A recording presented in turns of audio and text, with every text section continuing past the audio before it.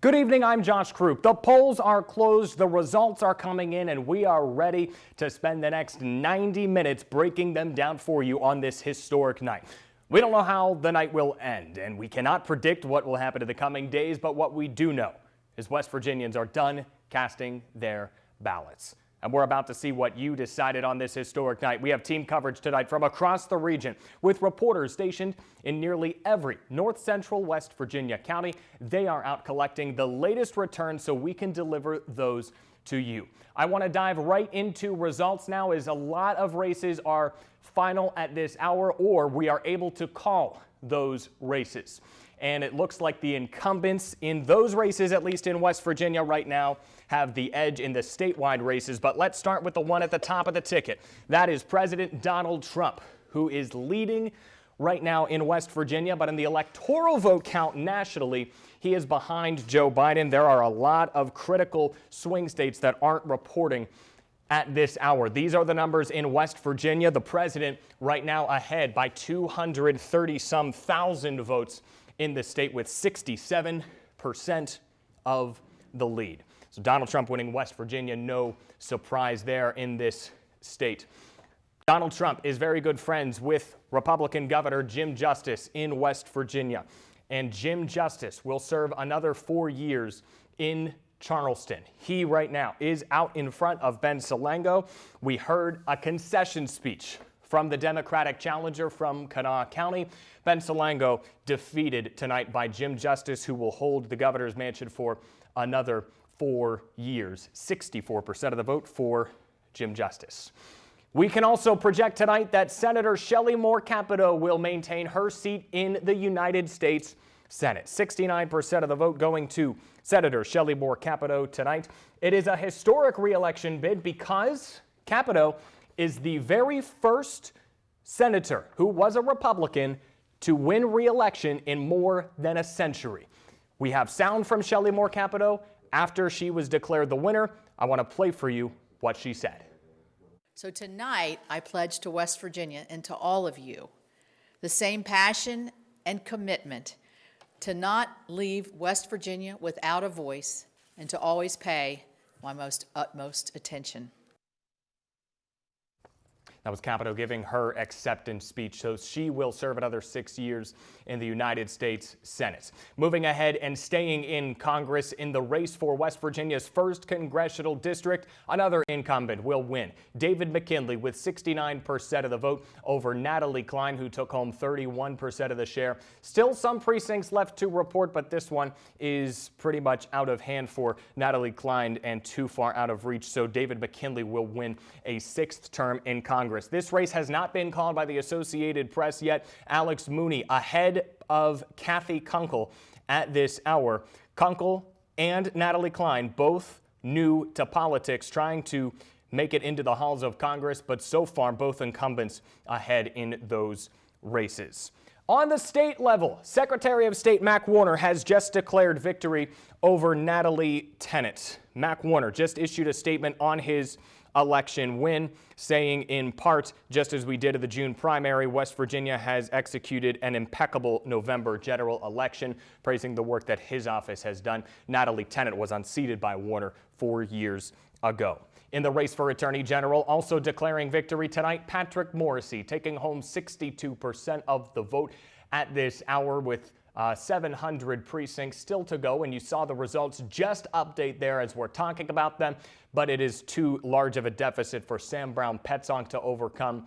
As it appears at this hour, Patrick Morrisey will continue to serve as Attorney General. The race for Treasurer tonight has been somewhat close, and it looks like it will be pretty historic if this one ends up staying the way that it is. Riley Moore has a 10-point lead over longtime incumbent John Perdue. John has been in this seat, John Perdue, since 1997.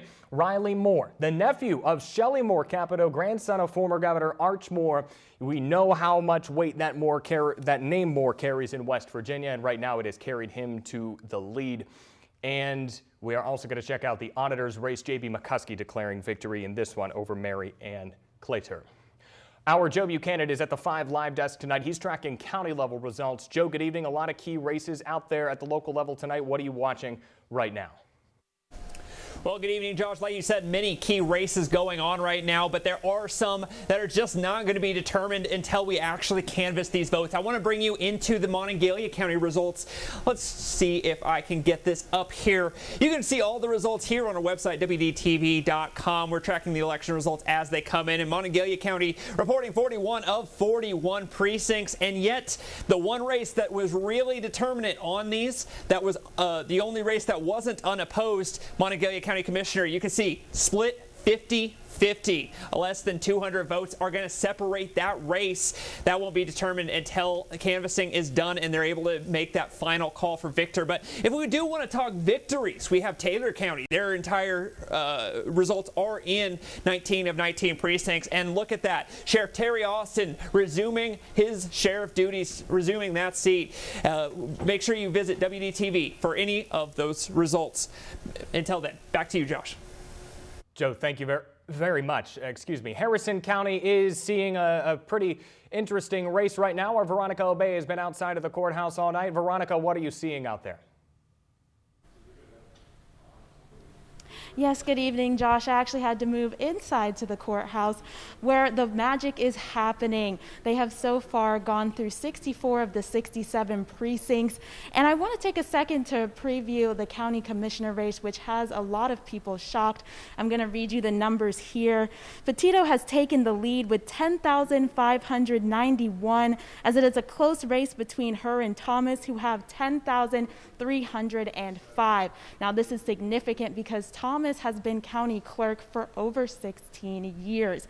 Now, these results are not final, as they're still getting in absentee ballot results as well. And I'll be back within the hour to provide more on what is happening here in Harrison County. In Harrison County, Veronica Obey, 5 News. All right, Veronica, thank you. West Virginia was on pace for a historic voter turnout after early voting ended. Our Jasmine Deduce is gathering the results from Barber County tonight. She joins us live from Philippi. Jasmine, good evening to you. Good evening, Josh. The Secretary of State's office says more people voted early this year than ever before. 31% of voters cast their ballots by mail or early in person. That comes out to more than 253,000 early in-person votes and more than 141,000 mail-in votes. In 2016, 220,000 people voted early in the state.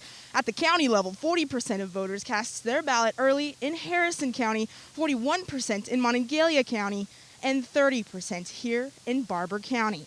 Out of the more than 1,300 absentee ballots requested here in Barber County, only 68 haven't been returned. Now we'll see once all of the ballots are counted if the state sets records in overall turnout. Live in Philippi, Jasmine Deduce, 5 News. Jasmine, thank you. We're just getting started here on election night. Still to come, we will talk to an expert about Democrats trying to take a majority in the state legislature. Colleen Campbell is back with a check of the weather. Now, First Alert Weather with Colleen Campbell.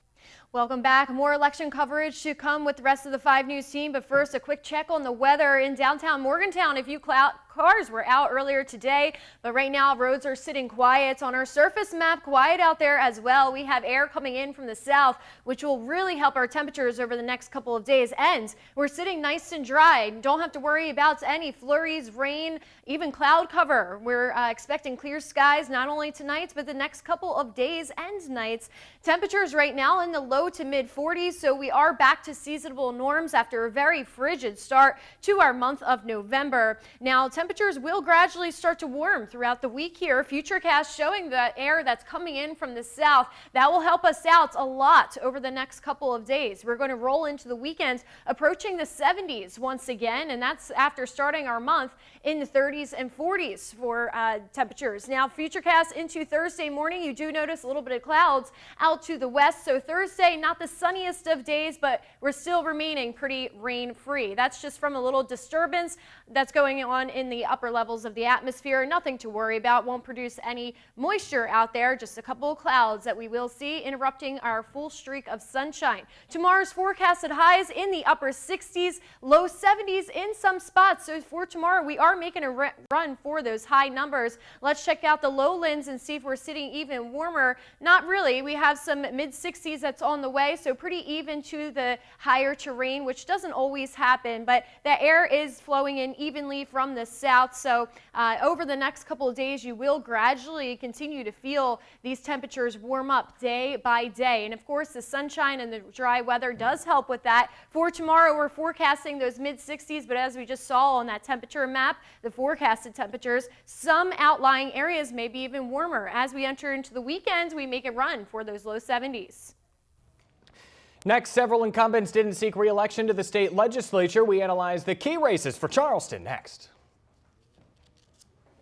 Welcome back to our 2020 election night coverage. Republicans currently hold majority in both chambers at the state Capitol. I want to break these both down for you, starting with the House of Delegates. 58 Republicans, 41 Democrats, 1 independent in this chamber, and that unlikely to change this year, though they did see their majority decrease after 2018 when they held 63 seats. Democrats, they're targeting the Senate this year. Republicans held a 20-14 majority coming into tonight. 9 Republicans and 8 Democrats are safe. 17 of these races are up for grabs tonight. Going into this evening, 9 of the 17 seats not up for re-election were held by Republicans, but for the challenged races, Republican-held seats are on the ballot. 7 of those are incumbents. 2 of the candidates running unopposed tonight, while 1 running against a Mountain Party candidate, so they will save at least those seats. 3 of the 6 on the ballot are currently held by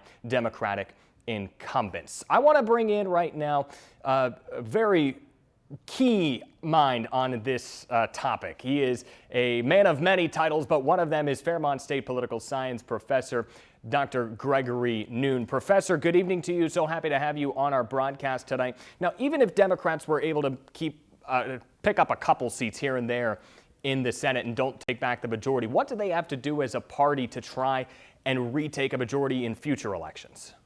Well, they're really pushing a rock uphill.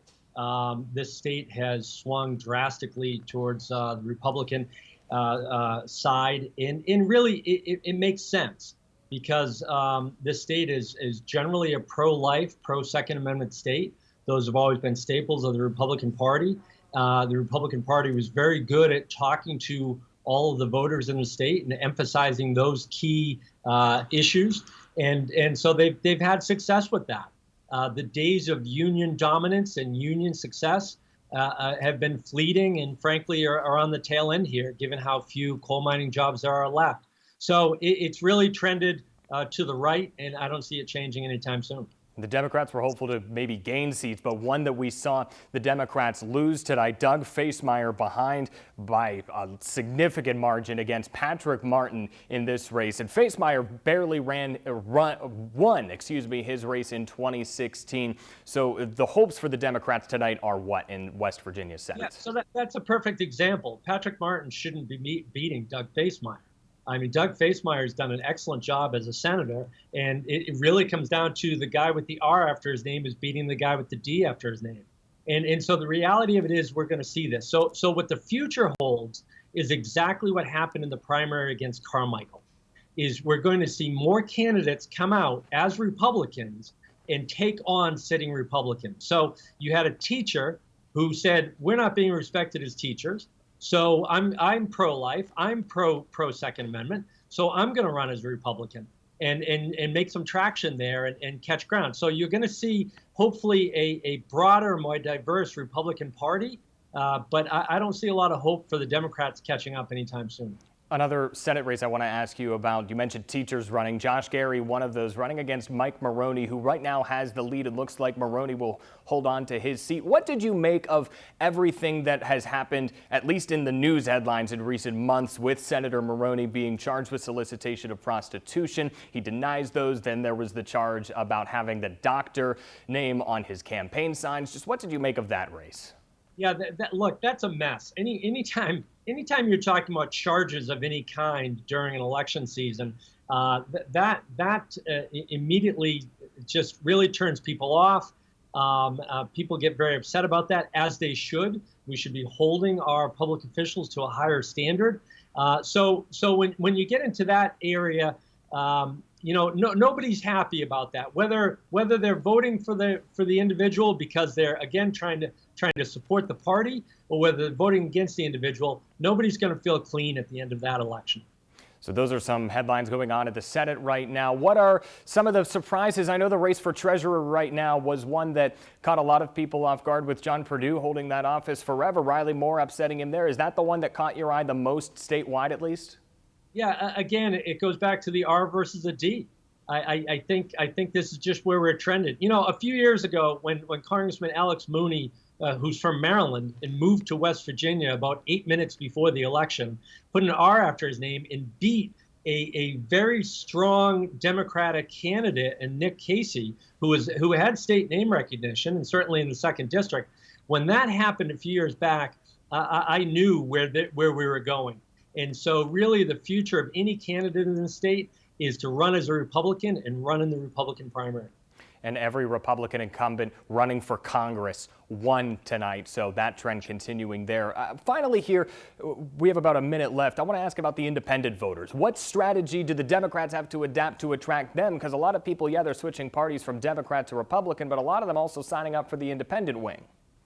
Yeah, the reality of it is, as much as it's great to hear that there's independents, there's pretty good data and research that independents pretty much vote for the same party every time. So even if they're listed as an independent, they're voting for their party every time, and that's just a harsh reality. People like to think of themselves as independent. They like to talk about being independent, but if we looked into their voting records, we see they have a partisan lean. Okay, I have about 30 more seconds, so I'm going to get one more in here. Is there anything else you're watching tonight that's not finished? Yeah, so nationally, we're looking at Pennsylvania and North Carolina. North Carolina is just about a couple thousand votes separated, but North Carolina, bear in mind, North Carolina is counting votes until November 12th. And so North Carolina is going to be close for the next week or so. So really urge everyone to be patient on the national scene. All right, Fairmont State political science professor Gregory Noon. Sir, thank you very much for your time tonight, and we'll check back in with you next hour.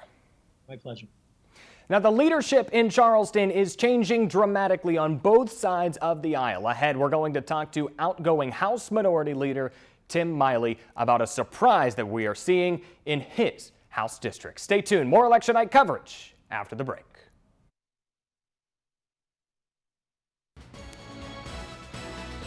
Welcome back. You're watching Election Night 2020 on WDTV and WVFX Fox 10. Our Joe Buchanan has been tracking local county level results all evening long. Joe, I understand you have an update about Harrison County for us. What can you tell us? Well, good evening, Josh. Yes, the Harrison County race is going to be tight. We have the commissioner race between the current Harrison County clerk, Susan Thomas, and Mickey Petito. As you can see, that race very tight, just 200, closer to 300 votes separating the two, 64 of 67 precincts reporting. That's going to be as neck and neck as we can really get until we get those final results from canvassing. We don't quite know who's going to be the victor, but we will continue to follow that race. Josh. Joe, thank you very much. We're also keeping track on two counties that are now going final. The first one we'll talk about is Marion County. A lot of races to get to in this one, including Fairmont City Council, but we'll start with County Commissioner. And this one is very close with all precincts in, but right now it looks like Linda Longstreth, the longtime delegate of this county, is going to defeat current Fairmont City Councilman David Kennedy to win the commissioner's race. In the race for sheriff, this one also very tight. Jimmy Riffle, the current sheriff, is ahead in this race by just a couple of hundred votes, not even that. So Jimmy Riffle will maintain his role as the sheriff in Marion County. This is the fire department levy. It needed 60% to pass. 15,000 votes have been cast for this levy so far tonight, 9,000 against the Marion County Fire Department levy. Fairmont City Council, a few races to get to. District 2, this one shows Ann Bolliard in the lead. In District 4, current Mayor Brad Merrifield is in this race, and he is behind Rick Garcia, who's the current county commissioner in this race, who was upset by the aforementioned Linda Longstreth. So the current mayor right now is trailing in his race for Fairmont City Council, District 6. This one features incumbent Dora Grubb, and she is behind Gia Deasy right now. Grubb looks like she will lose her seat in Fairmont City Council. District 7, this has another incumbent behind. It is Phil Mason trailing Blair Montgomery, the founding president of Pierpont Community and Technical College. A lot of incumbents going down in the city of Fairmont. I want to take you over to Tucker County now in the race for county commissioner. This one is separated by 2 votes. There is a good chance that this could shift as the days go along. None of the results that we tell you on this evening will be final, but this one is very tight in the race for county commission. Prosecuting attorney Savannah Wilkins is ahead by 20 votes in this one. The incumbent Ray Lamora is behind. Staying in Tucker County for another race. This one features Jerry Flanagan, William Ball, Jacob Kopech, and Joe Nelson. 3 of them are independents, and one of those independents coming out on top. It is Jacob Kopech defeating the only person in this race who is on one of the 2 major parties, Jerry Flanagan, for that race. Major statewide results to tell you about. Governor Jim Justice has won another 4 years in the governor's mansion. Congressman David McKinley, Congressman Alex Mooney, and Congresswoman Carol Miller all have won their re-election bids. Senator Shelley Moore Capito will serve another 6 years in the United States Senate, becoming the first Republican in West Virginia in more than a century to win re-election. A lot more to get to as our coverage continues. In 2 minutes on WVFX Fox 10, we will join our viewers on WDTV at 11 o'clock. For all of us here at WDTV and WVFX, I'm Josh Krupp. Welcome back to our special 2020 election coverage. The leadership in Charleston will look very different next year. But we want to talk about what the leadership in the governor's mansion will look like, because Jim Justice will hold that seat for another 4 years. We heard from Governor Jim Justice earlier tonight. I want to play for you some of that audio. Good evening. Governor Jim Justice coming out giving his victory speech, saying that it is an honor to be re-elected for a second term as West Virginia's governor. Now, this is the first time in 20 years a Republican nominee has taken home the win. Of course, back in 2016, Governor Jim Justice ran as the Democratic nominee against Bill Cole. He switched parties in August of 2017 after he says he became frustrated with Democrats during the legislative session. And he said to us 4 years ago that he would only run for a second term if he felt more work was needed to be done. Tonight, during his victory speech, he addressed broadband access, roads, jobs. Those are just a few things on his agenda list to be coming up for his next election term. For now, back to you. All right, Tori Yorgi from our sister station WSAZ at Justice Campaign headquarters there. A very celebratory night for the Republican incumbent. His main challenger in this race was Democratic Kanawha County Commissioner Ben Salango. He had a very competitive primary race, did Salango, out racing Stephen Smith, a progressive Democratic community organizer, and also defeating Dr. Ron Stallings, who was a state senator. So Ben Salango came out on top of that Republican primary that WDTV hosted the final debate for before that election. We only saw the 2 of them on stage once in this general election, and tonight we heard from Ben Salango after he conceded. I want to turn to Andrew Colgrove from our sister station WSAZ, who has been tracking that race all evening long. Kanawha County Commissioner Ben Salango unable to pull off the upset victory over incumbent Jim Justice. Salango gave his concession speech here at his campaign headquarters in Charleston. He says he called Governor Jim Justice to congratulate him. He says he wishes him success over the next 4 years. Salango saying he has full faith in democracy and he accepts these results. Salango said he is looking forward to continuing his work as a Kanawha County Commissioner and as an attorney. With this loss, it marks the end of a long-running streak. Not since 1996 has the Democratic nominee for governor in West Virginia not been victorious. Back to you. All right, Andrew Colgrove from our sister station WSAZ, thank you very much for that report. A lot more races to get to on this historic night in West Virginia and America. We'll be right back with more election night coverage on WVFX Fox 10. Now, First Alert Weather with Colleen Campbell. Welcome back. We'll have more of that election coverage in just a moment, but taking a look at our weather here outside the Coliseum, very quiet tonight. A lot of you went out to the polls earlier today, and it makes sense because the weather was absolutely gorgeous for this election day. So roads are pretty quiet right now outside the Coliseum and across the rest of the region. Surface map here, we have high pressure and control to the south, but this is going to be a very dominant system over the next couple of days, keeping us very, very dry here. You do see a little bit of action up in Canada, but that's some light snow. And other than that, we are very quiet in West Virginia and the surrounding states too. Satellite radar here over the last few hours. We have not had a drop of rain, a cloud in sight. So another quiet night ahead. It's not going to be quite as blustery cold as it was last night. Last night we had very gusty winds. Our winds were in the double digits, sustained. Tonight winds are much, much calmer, about 5 miles per hour throughout the region, if not that, less. Well, light and variable winds help out when we have cold temperatures, because when you have gustier winds, it makes it feel even colder. So we don't have to worry about that for tonight. Temperatures are also pretty seasonable. We return to seasonable marks for our daytime highs. Right now we're in the low 40s, low 30s in some areas. So the exception to those seasonable marks would be the upslope regions. Elkin sitting at the freezing mark right now. Parsons at 38, Kingwood 42, Webster Springs 43, Sutton at a solid 40, and then we have some mid 40s beyond that to the northwest. Tonight, in most of our area, we will hit those upper 30s, but you can see Elkins already in the low 30s right now. So Elkins and those upslope regions, you do want to keep in mind that you obviously will be colder for tonight, especially under these clear skies. Temperatures will have no problem dropping down. For your morning start, some of you may run into frost. We didn't have frost as widespread this morning, and again, that's due to those winds.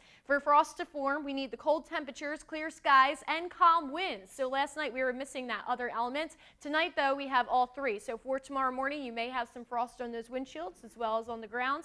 Temperatures will start to warm up, though, and that sunshine will be bright. Futurecast here going into tomorrow afternoon. This is our Wednesday at 12 p.m. Look at all this air coming in from the south. That's really helping our temperatures drive up the next couple of days. Now, we will have a little bit of a disturbance roll on through come Thursday. This is Thursday at 5 a.m. We're very quiet beyond that, and this isn't going to cause a lot of trouble. That's cloud cover that you see on the satellite there, and that's all we're getting. So Thursday, not going to be as sunny as it will be for tomorrow or Friday, but we'll still take it because we'll be nice and dry. Tomorrow's forecasted highs, some areas are looking like they will be on the warm side, upper 60s, and then some of the lowland areas, mid 60s. So we will see what we get right now. We're forecasting for the mid 60s generally, but some areas could be a little bit warmer or cooler than that. We do reach into the 70s this coming weekend.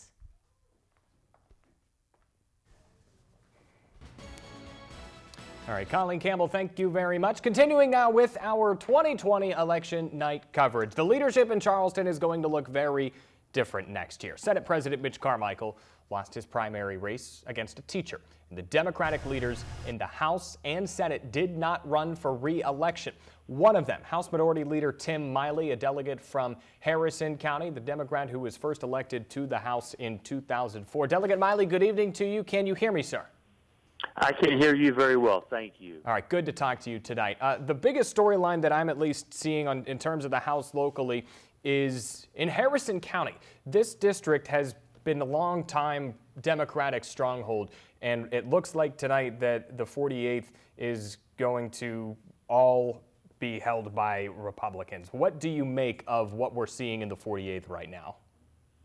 Well, the trend in Harrison County has been leaning Republican for several elections now, and this tonight I think was the culmination of a Republican sweep. As you know, even 2 years ago, I was the only Democrat among the 4 delegates, and this year there's not going to be any Democrat representing Harrison County in the House of Delegates. And the Republicans have done well in other state races or other races in the county, whether they be state races or county races. And so the Republicans have made great strides in the county and the state over the past 10 to 15 years, and I don't see that changing. West Virginia has become a red state, and unfortunately, people have become very polarized, and they vote party very strongly. And right now, the Republican Party is in favor in West Virginia. In terms of getting stuff done in Charleston on the Democratic side, is there anything that they can do to work with Republicans to get some of the Democratic agenda items done, or is this pretty much the Republicans' ballgame at least next year in Charleston? Well, clearly, I mean, in the House of Delegates, for example, I think the Democrats lost 15, 16, maybe 17 seats. So it's going to be dominated by the Republican agenda, whatever that might be. But that's a double-edged sword. Number one, you get to pass whatever your agenda is, and that those issues will become law. On the other hand, if your party fails to move West Virginia forward, and West Virginia continues to bleed jobs and hemorrhage money, and the budget crisis continues to grow and worsen, then obviously that's going to be hung around the neck of the Republican Party. But obviously the people have spoken loudly, and they want the Republicans to lead this state, and they'll get the opportunity to do so, and we'll just have to see how successful they can be at doing that. What was the number one storyline that you were watching coming into tonight? Besides the race for governor, because that was the one that everyone had on the top of the ticket, but was there any in particular that you had your eye on? Well, not really. I mean, I was kind of keeping my eye on both the statewide races, the state Senate races, as well as the House of Delegate races. And I was trying to just identify whether Trump was going to whether Trump was going to perform worse or better than he did 4 years ago, because as Trump goes in West Virginia, so goes the Republican Party. And it appears that President Trump is performing well, and a lot of the Republicans down ballot rode his coattails, and that's what I think we're seeing tonight. Now, I don't know what's going to happen nationally if Trump is going to be our next president. If he's not, we'll have to see whether the Republicans can continue to maintain this control in the years to come. I'd have about 30 seconds here. What benefits has North Central West Virginia had to having you and Senate Minority Leader Roman Prezioso in leadership positions in the state legislature? With both of you going, what is North Central West Virginia losing in you guys? Well, I hate to say it because it sounds very self-serving, but North Central West Virginia is losing leadership in Charleston. And when you're in leadership positions, you have some level of influence to help get things done for the betterment of North Central West Virginia. And right now, none of these senators or delegates from North Central West Virginia are in positions of leadership, and that's not a good sign for North Central West Virginia. All right, outgoing House Minority Leader Tim Miley, thank you very much for the time, sir. More election night coverage after the break. Welcome back to our special election night coverage on WVFX Fox 10. We have seen a lot of close races at the local level tonight, and our Joe Buchanan has been tracking them all evening long. He brings us another update in Taylor County. Joe, good evening. What are we seeing to our neighbors to our east in Taylor County? Well, good evening, Josh. It's been a turbulent night, especially in that sheriff race. Early in the night, Sheriff Terry Austin really did not seem like he was making a comeback with that early voting numbers that were coming in. But lo and behold, he makes his recovery. He takes on that win, 3,820 to 3,400. It's pretty clear that with those 19 precincts that he might take the win. We'll wait for canvassing, but that's a fairly good lead. As for the assessor, we have Christina Kinsey taking a very strong lead over Gigi Collette. That race pretty much from the beginning was that she had that much of a lead going into it. One last thing to mention for you, those levies. Every levy passed. Astoundingly, emergency services, health department, public library, senior citizens, all of them passing with large margins. 80% of the votes, 88% of the vote, 82, 86 people in favor of those levies. That's what's coming out of Taylor County. As for the rest of the state, we'll continue to keep you covered as we air. From the 5 News Live Desk, Joe Buchanan. Josh, back to you. All right, Joe, thank you very much. A lot of key races to get to still on this historic night, but a couple of updates before we talk about the state Senate. The Associated Press has called the race for Attorney General. We saw that one was pretty far separated between Patrick Morrisey and Sam Petzonk. The AP has called that one for Morrisey. A couple of upsets that we have seen tonight, including in Monongalia County. Delegate Rodney Piles, a member of the Fab Five Democrats, looks like he will lose his seat in Charleston. But on the Senate side, in the other chamber of the state legislature, the Democrats were hoping that they could pick up some seats tonight. Going into this evening, there were 17 contested races, and the Democrats were eyeing a couple of those, hoping that they could flip 1, 2, or 3 of those seats. If they flipped 3, they would have tied what was a majority for Republicans in the state legislature on the Senate side. But here's what we're looking at right now. 4 races are still too close to call by our projections. But it looks like if it stays as it is and the results tonight do not change much between this evening and after canvassing, that the Republicans will strengthen their lead in the Senate. The Republicans went into tonight holding a 20-14 advantage over the Republicans or over the Democrats, and we have heard all night how the Republicans have just gained control, a massive amount of control in West Virginia. You heard our professor and Delegate Tim Miley just talk about that. As for the states that we have, the races that we have been watching on the Senate side, let's see if we can get some results in for you. Senate District 2, incumbent Mike Maroney, despite the negative headlines surrounding his name, is looking like he will win this race over teacher Josh Gary. He is holding 56% of the vote. About 5,000 votes separate Senator Mike Maroney from Josh Gary. In Senate District 11, Robert Carnes and Denise Campbell, this one still very close. Only a handful of precincts left to report their results, but Carnes is ahead by 2 points over Denise Campbell in this race. Robert Carnes is no stranger to that district, nor is Denise Campbell. Moving ahead, Senate District 12. This is the I-79 district. Starts up in Harrison County, goes to Lewis, includes part of Gilmer, Braxton, Clay counties.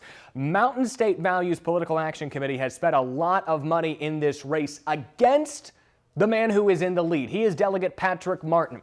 Martin holds more than 6,500 votes of a lead over Doug Facemeyer, who is the incumbent and who is looking like he is on track to losing this seat. He has held it since 2008. The man from Braxton County ran unopposed in the primary, barely won his 2016 re-election bid. Here was the margin in that race, 107 votes. The margin in this one that we're looking at tonight, much more substantial.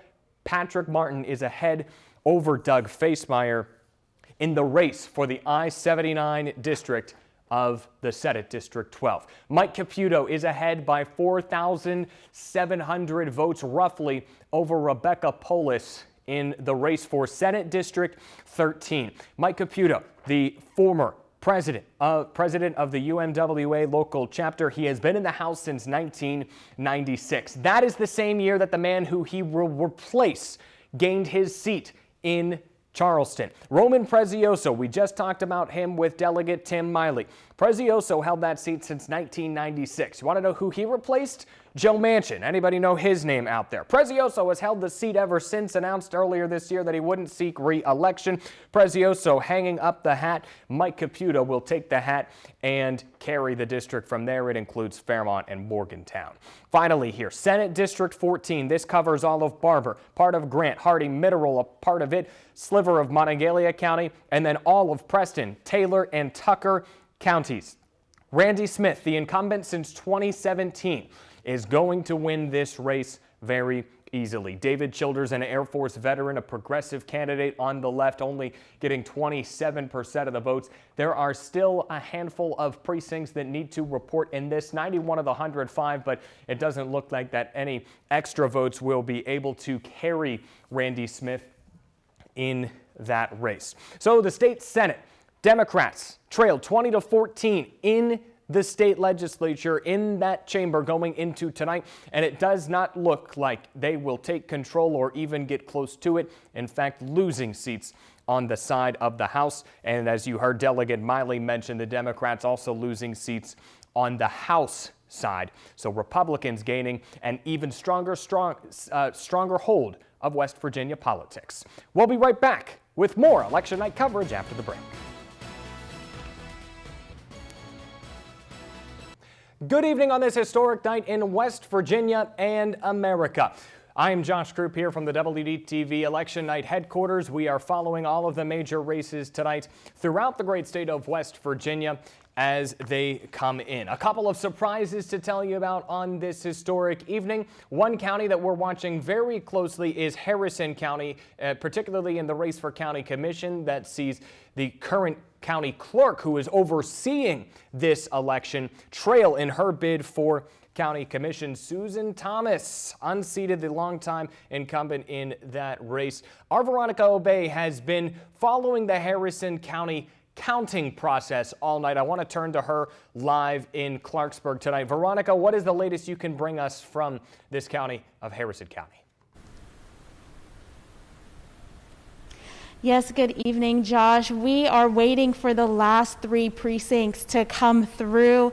As of right now, I was told by Susan Thomas that they are counting the absentee ballots, and they were missing a stick, so it's taking a little bit longer to get those final results. But from what I've seen, as you mentioned earlier, the Republican Party seems to be taking the lead here in Harrison County. And right now, I mentioned earlier about the county commissioner, and as you also stated, Josh, Susan Thomas, who's been the county clerk for over 16 years, is now fallen to Petito as we're waiting for the final results to see if she's going to take the lead again.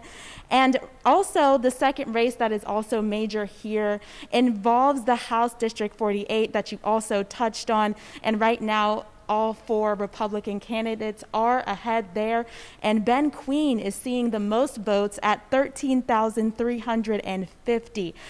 He actually came in right before I went live, and I stopped him for a second just to see what he was saying, how he felt about the race. And he says he's hopeful and he thinks it's going to be great for the future of this area. In Harrison County, Veronica Obey, 5 News. Veronica, thank you very much. And a historic night for Harrison County, seeing all 4 members of that House district going to the Republicans for the first time in recent memory. Ben Queen, one of those incumbents, winning along with Danny Hamrick. I want to turn now to the race that every West Virginian was watching going into this night, the race for governor. Jim Justice has gotten a lot of free airtime since the coronavirus pandemic began. Maybe it helped him in his race for re-election because his approval numbers have been higher than they ever were before going into this election, and it certainly helped him on this night. His handling of the pandemic, it appears that West Virginians have approved. If you viewed this race as a referendum on the governor, then 65% of West Virginians felt that he is the man that needs to lead us out of this current pandemic that we are in. Ben Salango, his Democratic challenger from Kanawha County, coming away with 31% of the total vote tonight. Salango gave a concession speech earlier, handing Justice this victory. We are also watching races that will affect us in Washington. A historic re-election bid for Senator Shelley Moore Capito that was called very early in the night. The polls closed in West Virginia at 7:30 p.m.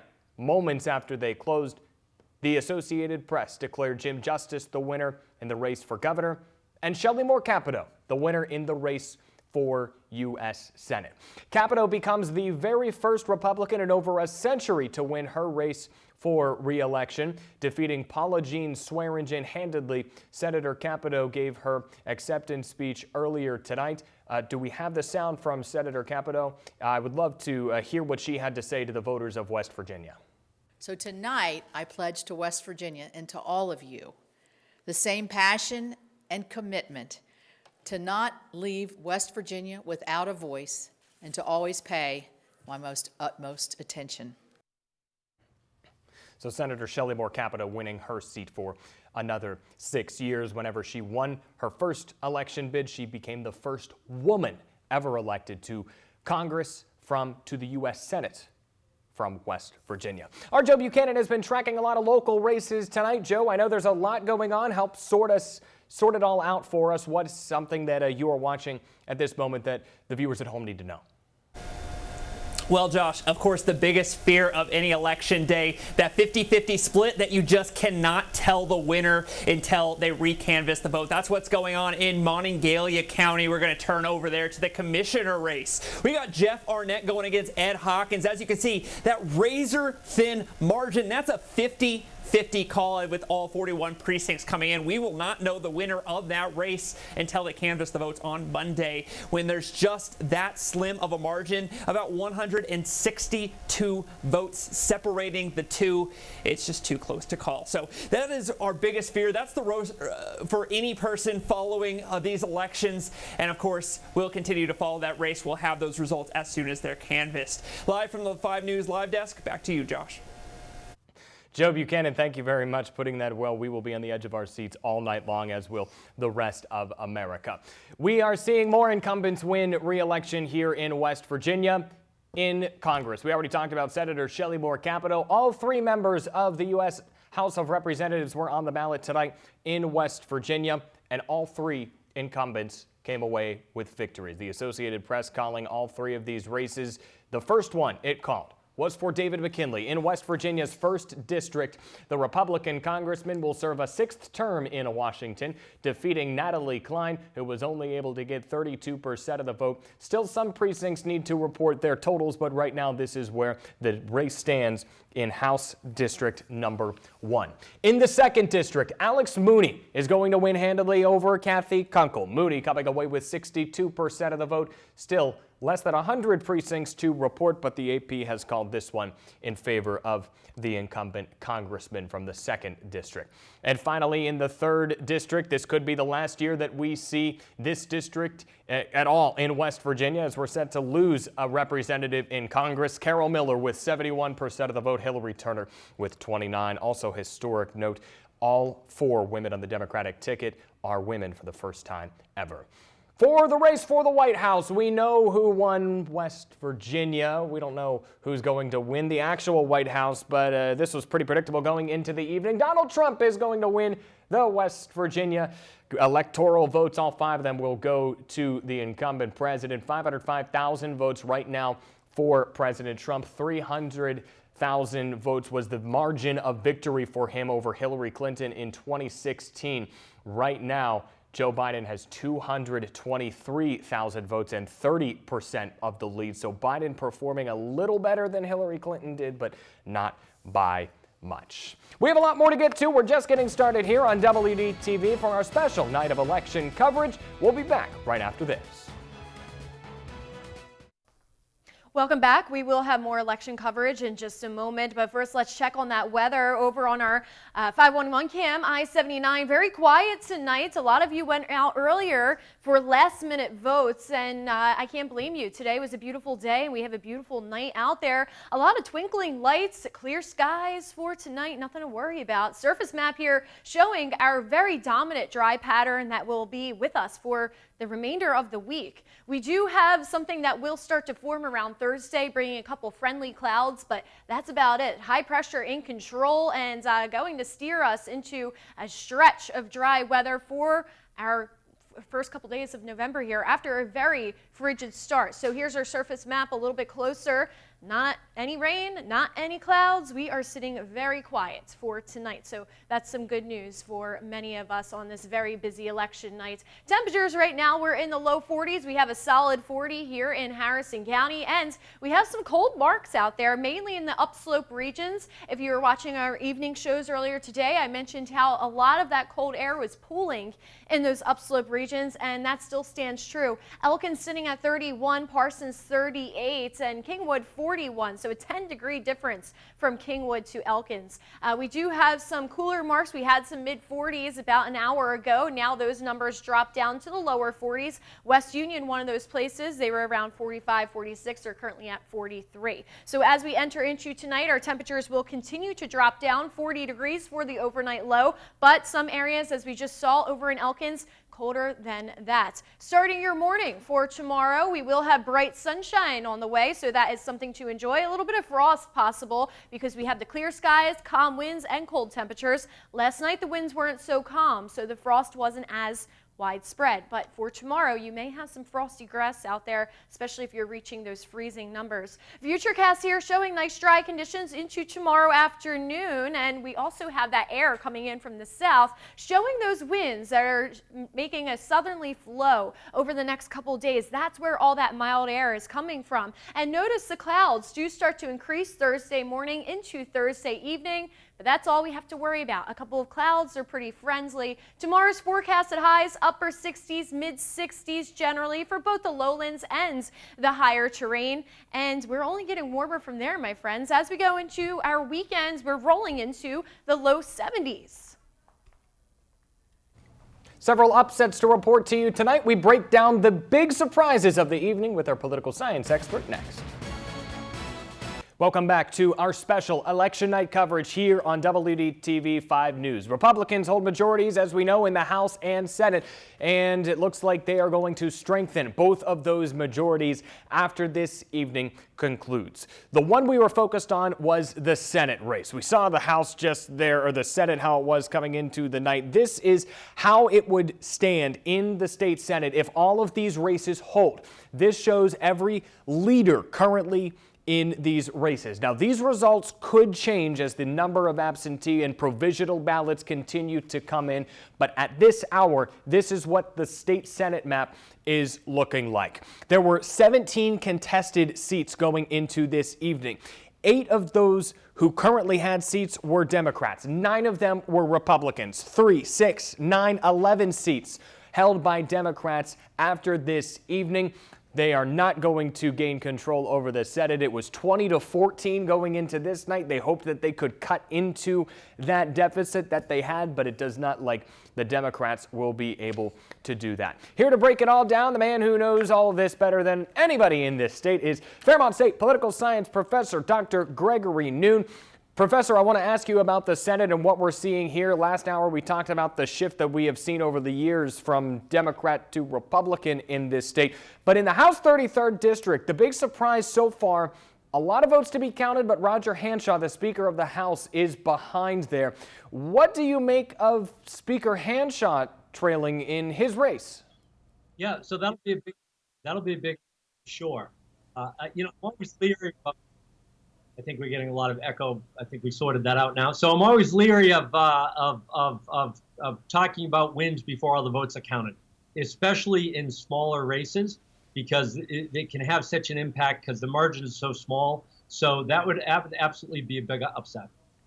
And losing Mitch Carmichael and Roger Hanshaw, how huge would that be for this legislature going into a new session? We know that both Democratic minority leaders are stepping down after this year. So just hypothetically, if Hanshaw were to lose, a whole new leadership team on both sides of the aisle, how does that change things? Yeah, so here's my hope, that we get new leadership, and not that all the past leadership was bad, but we get new leadership, and hopefully they can come together and work for the people of West Virginia.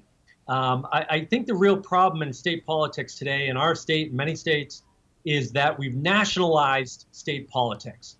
And what we need to do better is solve the problems of the people in West Virginia and not be talking about the national issues that outside political interests are trying to push along as they push their agenda. We need a West Virginia agenda instead of a national agenda.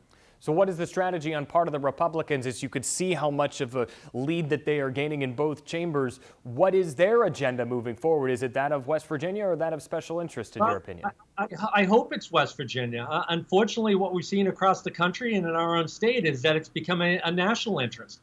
We're talking about gun rights. I mean, this is West Virginia. Everybody has a gun. That's not the problem. The problem is that we need to fix our roads. The problem is we need to pay our teachers better. The problem is that we need to make sure that we address the issues that West Virginians are having. How do we keep our best students graduating from our universities in the state? We do that with investment in our businesses, not talking about gun rights and unpasteurized milk. We need real issues that address the people of West Virginians' problems. I want to ask you about the race for governor here. Jim Justice winning handily over Ben Salango. What does that say about him and his attraction that voters have to this larger-than-life personality that is Jim Justice? Yeah, and I think you just nailed it. I mean, Jim Justice is his own personality. Look, this COVID, it really put a lot of people back for obvious reasons. And Jim Justice, I think, was one of the really early adapters to, hey, we have a problem. We're going to listen to our scientists, and we're going to try to do the right thing. He got a little squishy in the last couple months when football season came around. But for the most part, he was out there every day trying to talk to the people. He's a very plain-spoken guy. And the fact of the matter is, I think a lot of people were attracted to that and felt comfortable with his leadership. At the end of the day, it's a referendum on the incumbent. And so if they decide to keep him or get rid of him, it's all about him. Ben Salango just happened to be the guy that was the other guy. And Salango struggled with name recognition going into this race. Do you think that the pandemic helped Justice, not just with people viewing how he handled it, but also he's on TV every 3 days giving these coronavirus briefings, and people got to see a lot of Jim Justice's face in the last few months? Yeah, 100% right, Josh. And the fact of the matter is, Salango, who I think would have run a pretty effective door-knocking campaign, really wearing out the shoe leather and traveling the 55 counties, and he wasn't able to do that.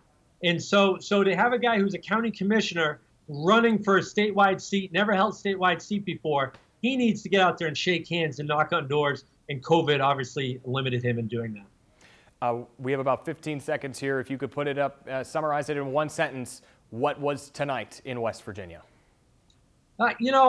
Unsurprising, to be quite honest. I think it's really kind of a hold. But I like what you said about all the new leadership. Although we're losing some great leadership, I thought Tim Miley has done a great job for Harrison County for 15 years. But new leadership down there, hopefully they can focus on the issues of West Virginia and not get tied up in what the national parties are doing. Fairmont State political science professor Dr. Gregory Noon, thank you very much for joining us this evening. We will be right back with more results and wrap up this historic night.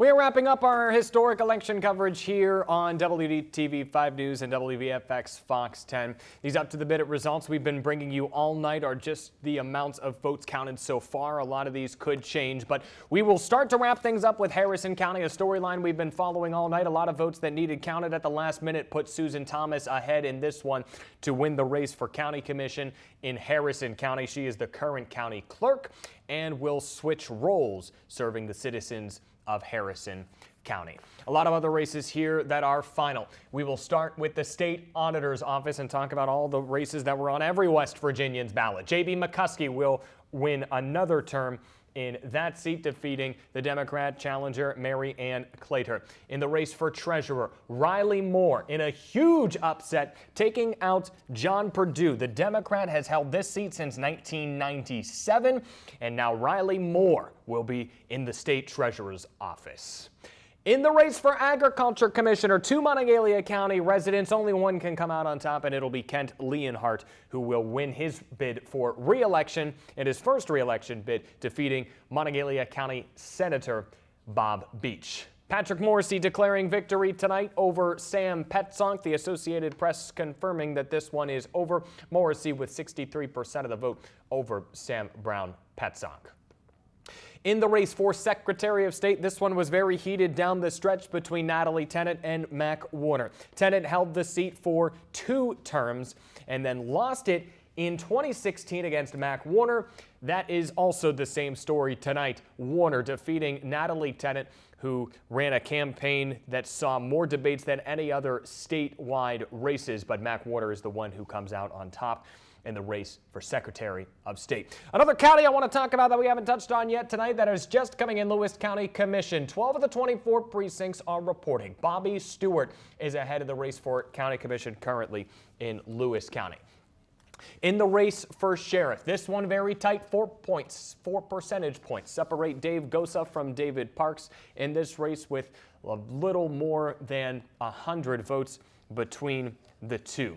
In the race for the Board of Education, this is an unexpired term seat. It is currently led by David Bush.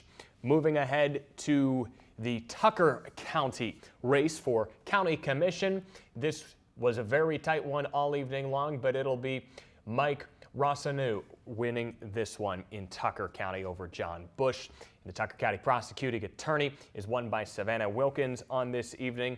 And staying in Tucker County in the race for sheriff, the independent candidate Jacob Kopech is going to serve the citizens of Tucker County in that office. Barber County Commissioner won by David Strait over Philip Ferguson, the current sheriff in Barber County. That race looks like it is final. We put a yellow check mark beside Brett Carpenter in the race for Barber County Sheriff. Also in Barber County, anything else there to wrap up? Derek Spencer, yes, the Barber County Assessor, winning 69% of the vote in Barber County. It has been a historic night in West Virginia and across the United States of America. We don't know who won the presidency yet. That is something that we will continue to follow on CBS News and bring you throughout the week, as we might just be getting started with that race. Several key battleground states to go. That concludes our 2020 Election Night Special Report. Our coverage continues on WDTV.com and the free 5 News mobile app. We will see you at 5:30 a.m. on Daybreak with the latest updates and returns. I'm Josh Krupp. Good night.